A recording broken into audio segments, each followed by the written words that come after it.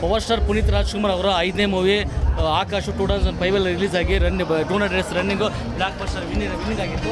ಇವತ್ತು ಅವರ ಬರ್ತ್ಡೇ ಅಂಗವಾಗಿ ಈ ಸಿನಿಮಾ ರಿಲೀಸ್ ಮಾಡಿದ್ರೆ ಸಿನಿಮಾ ಸೂಪರ್ ಆಗಿದೆ.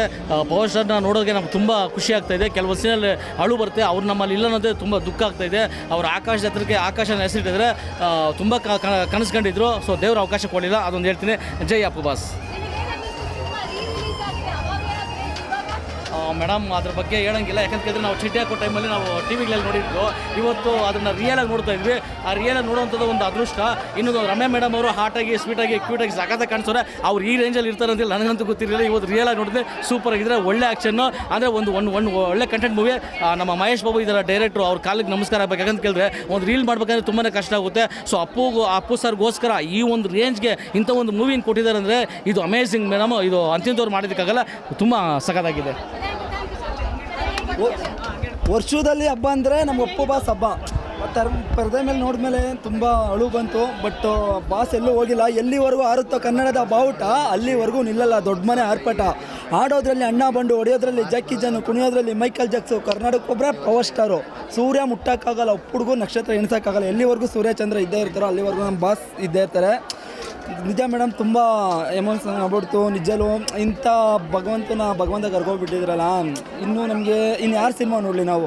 ನಮಗಂತೂ ಅವ್ರ ಅಭಿಮಾನಿಯಾಗಿ ಆಟಲ್ಲಿ ಇದ್ಬಿಟ್ಟಿದ್ದಾರೆ ಅಪ್ಪು ಬಾಸು. ಪ್ರತಿ ವರ್ಷ ಇದೇ ಥರ ಸಿನಿಮಾ ಬರ್ತಾ ಇರಲಿ.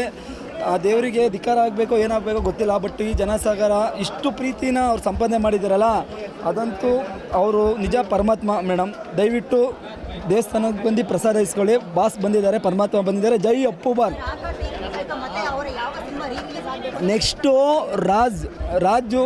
ರಾಜ್ ನಮಗೆಲ್ಲ ನಮ್ಮ ಬಾಸ್ತು ಎಲ್ಲ ಸಿನಿಮಾನೂ ಹಬ್ಬನೇ ಮೇಡಮ್.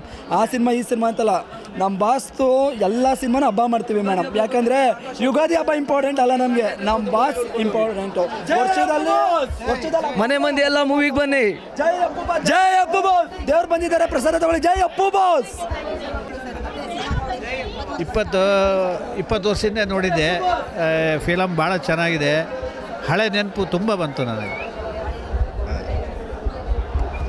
ವರ್ಷಕ್ಕೊಂದು ಹಬ್ಬ. ಸೂಪರ್ ಆಗಿತ್ತು ಪಿಕ್ಚರು. ಯಾರೋ ರಿಲೀಸ್ ಅಂತಿದ್ದಾರೆ, ರಿಲೀಸ್ ಅಲ್ಲ, ಅದು ಇವತ್ತೇ ರಿಲೀಸ್ ಆದಂಗಿದೆ. ಯಾಕಂದರೆ ಆ ಕ್ರೇಜ್ ಆ ಮಟ್ಟದಲ್ಲಿತ್ತು. ಪ್ರತಿಯೊಂದು ಸೀನ್ಗೂ ಪ್ರತಿಯೊಂದು ಸೈಟ್ಗೂ ಬಾಪುನಿತ್ ಈ ಒಂದು ಸೀನ್ಗಳಿಗೂ ತುಂಬ ಮಜಾ ಇತ್ತು. ಫುಲ್ ಡ್ಯಾನ್ಸ್ ಎಲ್ಲ ಮಾಡ್ತಾ ಇದೆಯಲ್ಲ ಅಲ್ಲಿ, ಎಲ್ಲ ಮಕ್ಕಳು ಆ ಥರ ಡ್ಯಾನ್ಸ್ ಮಾಡ್ತಾಯಿದ್ರು. ಕಾಲೇಜ್ಗೆ ಹೋಗೋದು ಬಿಟ್ಬಿಟ್ಟು ನೋಡಿ ಪಿಕ್ಚರ್ ಬಂದು ನೋಡ್ತಾ ಇದ್ದಾರೆ. ಈ ಕ್ರೇಜ್ ಇದೆ, ಅವತ್ತಿಂದನೂ ಈ ಕ್ರೇಜ್. ನಾನು ಕೂಡ ಬಂಕ್ ಮಾಡೇ ಬಂದು ನೋಡಿದಂಥ ಪಿಕ್ಚರ್ಗಳು ಇವು. ಏನು ಸಕ್ಕತ್ತಾಗಿ ಇವತ್ತಿನ ಸಿಚುವೇಶನ್. ಒಂದು ಕೆಲಸದ ಬಗ್ಗೆ ಹೇಳಿದ್ರು, ಗೌರ್ಮೆಂಟು ಕೆಲಸ ಕೊಡಲಿ ಅಂತ ಅಷ್ಟು ಸ್ಟ್ರೈಕ್ ಮಾಡಿದ್ರು. ಅದೇ ವಿಷಯವಾಗಿ ಒಂದು ಸೀನ್ ಬರುತ್ತೆ, ಪೆಟ್ರೋಲ್ ಹಾಕೊಂಡು ಸುರ್ಕೊಂಡು ಸತ್ತೋಗೋವಂಥ ಸನ್ನಿವೇಶ ಅದು. ಆ ಸನ್ನಿವೇಶದಲ್ಲಿ ಏನು ಅಪ್ಪು ಬಾಸ್ ಅವರು ಎಷ್ಟು ಚೆನ್ನಾಗಿ ಹೇಳ್ತಾರೆ ಅಂದರೆ, ಗೌರ್ಮೆಂಟ್ ಏನಾದರೂ ಗ್ಯಾರಂಟಿ ಇದು ಮಾಡಿದ್ರಾ, ಜಾಬ್ ಕೊಡ್ತೀನಿ ಅಂತ ಹೇಳ್ಬಿಟ್ಟು ಮಾತಾಡ್ತಾರೆ. ಮನುಷ್ಯ ಆದಮೇಲೆ ಯಾವುದಾದ್ರೂ ಕೆಲಸ ಮಾಡೋಕ್ಕೆ ರೆಡಿ ಇರ್ಬೋದು ಅಂತ ವಿವಿಧವಾದ ಕೆಲಸಗಳು ಮಾಡೋದು ತೋರಿಸ್ತಾ ಅವರು ಹೇಳ್ತಾರೆ, ಉದಾಹರಣೆ ಕೊಡ್ತಾರೆ. ಹಾಗೆ ಕೂಡ ಇವತ್ತಿನ ದಿವಸ ನಮ್ಮ ಗೌರ್ಮೆಂಟಲ್ಲಿ ಗ್ಯಾರಂಟಿಗಳಿಗೆ ದುಡ್ಡುಗಳಿಲ್ಲ, ನಮ್ಮ ಅಭಿವೃದ್ಧಿಗೆ ದುಡ್ಡುಗಳಿಲ್ಲ. ಇನ್ನು ಕೆಲಸ ಕೊಡ್ತೀನಿ ಅಂದರೆ ದುಡ್ಡು ಬೇಕಲ್ವಾ, ಎಲ್ಲಿಂದ ಕೊಡ್ತಾರೆ? ನೀವು ಅವೆಲ್ಲ ನಂಬ್ಕೊಂಡು ಟೈಮ್ ವೇಸ್ಟ್ ಮಾಡ್ಕೊಬೇಡಿ. ನಿಮ್ಮಲ್ಲಿರೋ ಕಲೆನ, ನಿಮ್ಮಲ್ಲಿರೋ ಟ್ಯಾಲೆಂಟ್ನ ಯೂಸ್ ಮಾಡಿಕೊಂಡು ಕೆಲಸ ಮಾಡಿ. ಅದಕ್ಕೆ ಅಂತಲೇ ಒಂದು ಹಾಡು ಮಾಡಿದರು ಅವರು. ಎಷ್ಟು ಚೆನ್ನಾಗಿ ಸಿಂಪಲ್ ಆಗಿದೆ ಅಂದರೆ, life is crazy, don't be choosy, take it easy. ಸೂಪರಾಗಿದೆ, ಅಳವಡಿಸ್ಕೊಳ್ಳಿ, ಹ್ಯಾಪಿಯಾಗಿರಿ, ಚೆನ್ನಾಗಿರಿ. Thank you. ನಮ್ಮ ಪುನೀತ್ ಅಪ್ಪು ಥರನೇ ನಮ್ಮ ಇನ್ನೊಬ್ಬರು ನಮ್ಮ ವಿನಯ್ ರಾಜ್ಕುಮಾರ್ ಅವ್ರ ಥರನೇ ಮುಂದೆ ಬಂದರೆ ಅವ್ರ ಆತ್ಮಸಾಂತಿ ತಿಂಗುತ್ತೆ. ಸಿನಿಮಾ ಎಂಟತ್ತು ಒಳ್ಳೆ ಅಂತ ದೇವ್ರನ್ನ ಬೇಡ್ಕೊತೀವಿ. Thank you. ಪವರ್ ಸ್ಟಾರ್ ಬಗ್ಗೆ ಹೇಳೋದೇ ಬೇಕಾಗಿಲ್ಲ, ನಿಮಗೆ ಎಲ್ಲ ಗೊತ್ತು. ನೀವೇ ನೋಡ್ತಾ ಇದ್ದೀರಾ ಕ್ರೇಜು. ಈ ಥರ ಕ್ರೇಜು ಯಾವ ಹೀರೋಗೂ ನೀವು ನೋಡಿರಲ್ಲ. ನೀವು ಮಾಮೂಲಿ ಬರ್ತಾ ಇರ್ತೀರ. ಅಪ್ಪು ಬಗ್ಗೆ ಹೇಳೋದೇ ಬೇಡ ಮೇಡಮ್, ಎಲ್ಲರಿಗೂ ಗೊತ್ತು. ತುಂಬ ಖುಷಿ ಆಗ್ತಿದೆ. ತುಂಬ ದಿನ ಆದಮೇಲೆ ಅಪ್ಪು ಬಾಸ್ 1 ಇಯರ್ ಆದಮೇಲೆ ಮತ್ತೆ ಒಂದು ರಿಲೀಸ್ ಆಗಿದೆ ಸಿನಿಮಾ. ಸೊ ಗೂಸ್ ಬಂಪ್ಸ್ ಅನಿಸ್ತು ತುಂಬ. ಟಿ ವಿಯಲ್ಲಿ ನೋಡೋದಕ್ಕೂ ಅಪ್ಪು ಬಾಸ್ನ ಥಿಯೇಟ್ರಲ್ಲಿ ನೋಡೋದಕ್ಕೂ ಖುಷಿ ಆಗುತ್ತೆ. That's it. ಹಾಕೋಷ್ಟು ಟಿ ಶರ್ಟ್ ಫ್ಯಾನ್ ಅಂದಮೇಲೆ ಎಲ್ಲರೂ ಹಾಕೊಂಡು ಬರ್ತಾರೆ ಮೇಡಮ್. ನನಗೆ ವಂಶಿ ಆಗಬೇಕು, ವಂಶಿ ರಿಲೀಸ್ ಆಗಬೇಕು. ನನಗೆ ಅದೇ ಖುಷಿ. ಹಾಯ್ ಸರ್, ಇವತ್ತು ಆಕಾಶ್ ಸಿನಿಮಾ ಮರು ಬಿಡುಗಡೆಯಾಗಿದೆ. ನೀವು ನೋಡ್ಬೋದು ಜನ ಕ್ರೌಡು ಯಾವ ಥರ ಇದೆ ಅಂತ. ಇದೇ ಸಿನಿಮಾ 29/4/2005 ರಿಲೀಸ್ ಆಗಿತ್ತು. ಸೊ ನಾವು ಅವಾಗಿನ ಕಾಲೇಜ್ ಡೇಸಲ್ಲಿ PU ಓದ್ತಾ ಇದ್ದೆ. ಇಲ್ಲಿ ಮೇನಕಾ ಥಿಯೇಟ್ರಲ್ಲಿ ಚಿತ್ರ ಬಿಡುಗಡೆ ಆಗಿತ್ತಾಗ ನಾವು ಬಂದು ಟಿಕೆಟ್ ಸಿಗದೆ ಚಾಮರಾಜಪೇಟೆ ಉಮಾ ಟಾಕೀಸಲ್ಲಿ 21 ವರ್ಷಕ್ಕೆ ಮುಂಚೆ ಸಿನಿಮಾ ನೋಡಿದ್ವಿ. ಮತ್ತು ಈಗ ನೆಕ್ಸ್ಟ್ ಮಂತು, ಸೊ ಏಪ್ರಿಲ್ 29ಕ್ಕೆ ಈ ಸಿನಿಮಾ 21 ವರ್ಷ ಪೂರ್ತಿ ಆಗ್ತಾಯಿದೆ. ಸೊ ನೀವು ಒಂದು ಯೋಚನೆ ಮಾಡಬೇಕು, ಇವತ್ತು 13ನೇ ತಾರೀಕು ಚಿತ್ರ ಬಿಡುಗಡೆ ಆಗಿದೆ. ಸೊ ಈ ತಿಂಗಳಲ್ಲಿ ನಮಗೆ ಇನ್ನು 17 ದಿನ ಬಾಕಿ ಇದೆ. ಮತ್ತು ನೆಕ್ಸ್ಟ್ ಮಂತು ಚಿತ್ರ ರಿಲೀಸ್ ಆಗಿ ಡೇಟ್ ಬಂದು 29 date. So 29 + 17 46. So Appu sir ಚಿತ್ರದ ಟೋಟಲ್ ಒಟ್ಟು ಚಿತ್ರಗಳಲ್ಲಿ ನಟಿಸಿರೋದು 46. ಆಮೇಲೆ ಅಪ್ಪು ಸರ್ ಹುಟ್ಟಿದ ದಿನಾಂಕ 17, ಅವರು ನಮ್ಮನ್ನು ಅಗಲಿದ ದಿನ 29, 17 46. ಸೊ ಇವತ್ತು ಚಿತ್ರ ಆಕಾಶ್ ಚಿತ್ರ ಬಿಡುಗಡೆ ಆಗಿ ಡೇಟ್ ಬಂದು ಕೂಡ 29/4/2005, 21 ವರ್ಷ. ನಮಗೆ 21 ವರ್ಷ ಚಿತ್ರ ಪೂರ್ಣ ಆಗೋದಕ್ಕೆ ಇನ್ನು 46 ದಿವಸ ಬಾಕಿ ಇದೆ. ನೋಡಿ ಎಲ್ಲ ಯಾವ ಥರ ಇದೆ ಅಂದರೆ, ಅಪ್ಪು ಸರ್ ನಟಿಸಿದ್ದು 46 ಚಿತ್ರ, ಅವರು ನಮ್ಮನ್ನು ಅಗಲಿದ 29, ಅವ್ರು ಹುಟ್ಟಿದ 17, ಎಲ್ಲ 46.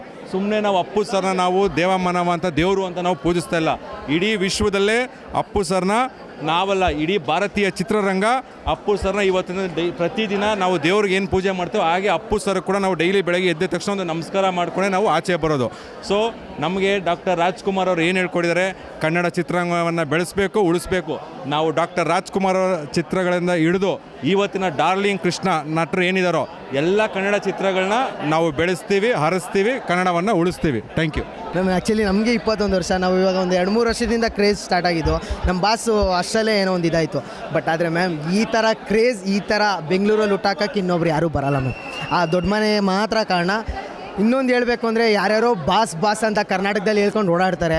ಅಂಥವ್ರಿಗೆ ಹೇಳೋದು ಒಂದೇ, ಕರ್ನಾಟಕಕ್ಕೆ ಒಬ್ಬರೇ ಬಾಸು, ಅದು ನಮ್ಮ ಅಪ್ಪು ಬಾಸು. ಇನ್ನೊಂದು ಹೇಳ್ತೀನಿ, ಕ್ವೀನು ಅಂತಲೂ ಹೇಳ್ಕೊಂಡು ಓಡಾಡ್ತಾರೆ. ಆದರೆ ಕರ್ನಾಟಕಕ್ಕೆ ಒಬ್ಬರೇ ಕ್ವೀನು, ಅದೇ ನಮ್ಮ ರಮ್ಯಾ ಕ್ವೀನ್ ಮ್ಯಾಮ್. ಅಂಥವ್ರು. ಆಮೇಲೆ ಇನ್ನೊಂದು ಏನು ಗೊತ್ತಾ, ಕಾಂಟ್ರವರ್ಸ್ ಮಾಡೋದು ಬಿಟ್ಬಿಡಿ. ಕನ್ನಡ ಅಭಿಮಾನಿಗೆ ಕನ್ನಡನ ನೋಡ್ಕೊಂಡು ಬೆಳೆಸಿ ಮ್ಯಾಮ್. ಅವರಿಲ್ಲ, ಬಟ್ ಆದರೂ ಅವ್ರ ನೆನಪಲ್ಲಿ ನಾವು ಇನ್ನೂ ಇದ್ದೀವಿ ಮ್ಯಾಮ್. ಇನ್ನೊಂದೇನು ಅಂದರೆ, ಈ ಥರ ಪರಿಸ್ಥಿತಿಯಲ್ಲಿ ನಾವು ಮೂವಿ ನೋಡೋದು ಆಗ್ಬಿಡ್ತಲ್ಲ ಮ್ಯಾಮ್, ಇನ್ನೂ ಒಳಗಡೆ ಆ ವೈಬ್ರೇಷನ್ ಆಗ್ತಿಲ್ಲ ಮ್ಯಾಮ್. ನಾನು ಆ್ಯಕ್ಚುಲಿ ಫಸ್ಟು ನನ್ನ ಲೈಫಲ್ಲಿ ಚಿಕ್ಕ ಹುಡುಗ ಇದ್ದಿಂದ ನೋಡೋಕ್ಕೆ ಸ್ಟಾರ್ಟ್ ಮಾಡಿದ್ದು ರಾಜ್ಕುಮಾರ. ಅಲ್ಲಿಂದ ಇಲ್ಲಿವರೆಗೂ ಯಾವುದೇ ಮೂವಿ ರಿಲೀಸ್ ಆದರೂ ಫಸ್ಟ್ ಡೇನೇ. ಆದರೆ ನಮ್ಮ ಲೈಫ್ ಇಷ್ಟಕ್ಕೆ ಆಗೋಯ್ತು ಅನ್ನೋದು, ಒಂದು 21 ವರ್ಷಕ್ಕೆ ಆಗೋಯ್ತು ಅನ್ನೋದು ಬೇಜಾರು. ಬಟ್ ಏನು ಅಂದರೆ, ಇವ್ರದ್ದು ಪ್ರತಿಯೊಂದು ಸಿನಿಮಾ ವರ್ಷಕ್ಕೊಂದ್ಸಲ ಬರ್ತಡೇಗೆ ರಿಲೀಸ್ ಮಾಡಿ ಏನೋ ನಮಗೊಂದು ಖುಷಿ ಕೊಟ್ಟರೆ ಸಾಕು, ಅದಕ್ಕಿಂತ ಬೇರೆ ನೋಡಿ ಮ್ಯಾಮ್. ಅದು ಫೇವ್ರೇಟ್ ಸೀನ್ ಅನ್ನೋದಕ್ಕಿಂತ ಅಳು ಬಂದ್ಬಿಡ್ತು ಮ್ಯಾಮ್. ಅದು ಆಹಾ ಅಂತ ಅಕ್ಷಣ ಅಂತ ಅದೊಂದು ಸಾಂಗ್ ಬಂತು, ಇಡೀ ಥಿಯೇಟ್ರೇ ಸೈಲೆಂಟ್ ಆಗೋಯ್ತು, ಬೇಜಾರಾಗೋಯ್ತು ಮ್ಯಾಮ್. ಅದನ್ನು ಮ್ಯಾಮ್ ಮೀರಾ ಕನ್ನಡಿಗ ಮಾಡ್ಬೇಕು ಮ್ಯಾಮ್. ಕನ್ನಡದವರು ಆ ಸಿನಿಮಾ ಎಷ್ಟು ಸೆಲೆಬ್ರೇಟ್ ಮಾಡ್ತಾರೆ ಅಂದರೆ ಯಾರು ಈ ಲೆಕ್ಕನೇ ಹಾಕೊಳ್ಳೋಕ್ಕಾಗಲ್ಲ, ಆ ಥರ ಸೆಲೆಬ್ರೇಟ್ ಮಾಡ್ತಾರೆ. ಆ ಥರ ಇದೆ ಮ್ಯಾಮ್. Thank you.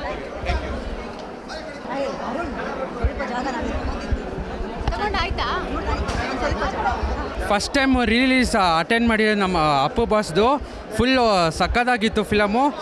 ಬಾಸ್ನ ಇನ್ನೊಂದ್ಸಲಿ ನೋಡ್ದಂಗೆ ಅನಿಸ್ತು, ದೇವ್ರ ದರ್ಶನ ಆಯಿತು. ನಾನು ಫುಲ್ ಬಹಳ ಖುಷಿ ಆಯಿತು. ಹಂಗೆ ರಮ್ಯಾ ಮ್ಯಾಮು ಡ್ಯಾನ್ಸ್ ಆಡಿದ್ರು ನೀನೇ ಸಾಂಗ್ಗೆ. ಆದರೆ ಮೀಟ್ ಆಗೋಕ್ಕಾಗಿಲ್ಲ, ಪರವಾಗಿಲ್ಲ. ಆದರೂ ಒಂಥರ ಖುಷಿ ಆಯಿತು. ಪಕ್ಕ 100 ಡೇಸ್ ಓಡುತ್ತೆ, 1 ವರ್ಷ ಅಂತೂ ಗ್ಯಾರಂಟಿ. ನಾವು ಬೇಡ್ಕೊಂಡಿದ್ದಿಷ್ಟೇ ಡೈರೆಕ್ಟರ್ ಹತ್ರ, 29 ಅಕ್ಟೋಬರ್ ಇದರ ಹತ್ರ ಅಪ್ಪು ಬಾಸ್ ತಿರ್ಗಾ ಇನ್ನೊಂದು ಬೇರೆ ರಿಲೀಸ್ ಆಗಲಿ ಅಂತ ಬೇಡ್ಕೊತಾ ಇದ್ದೀನಿ. ಅವ್ರ ಬರ್ಡೇಗೂ ಇನ್ನೊಂದು ರಿಲೀಸ್ ಆಗಲಿ ಅಂತ ಬೇಡ್ಕೊತಾ ಇದ್ದೀನಿ ಡೈರೆಕ್ಟರ್ ಹತ್ರ.